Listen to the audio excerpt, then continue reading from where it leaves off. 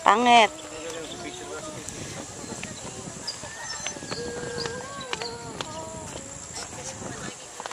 Tapos nadapa ako. Ma'am. Maximum thermometer, minimum thermometer.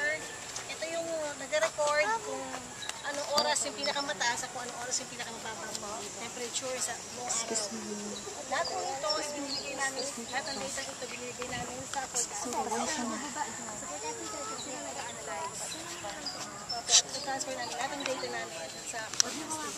So sila nag-analyze, pari sila na lahat kasi Okay lang dito ako. ang observations, lahat po ng buong Pilipinas, sabay-sabay kami nag-observe. So, 10 minutes before the hour, Ano? Kamusta field trip? Okay naman. Kamusta? Okay. Weh. sabay sa buong Pilipinas nag-observe. So, Hindi pa nga masyadong tapos. Ha?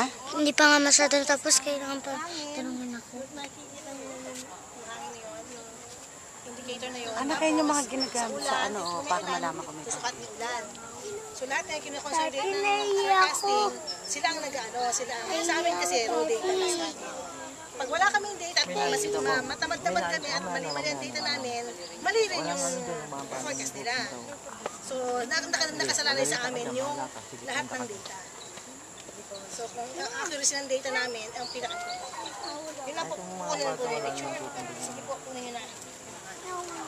Okay. Aileen, ikaw nasa picture, ako nasa video. Okay na po.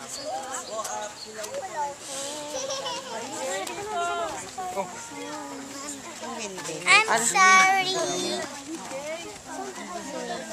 Mana uhawa ko. Oo pa. Teka, lalapitan ko lang ta, anak, isa lang.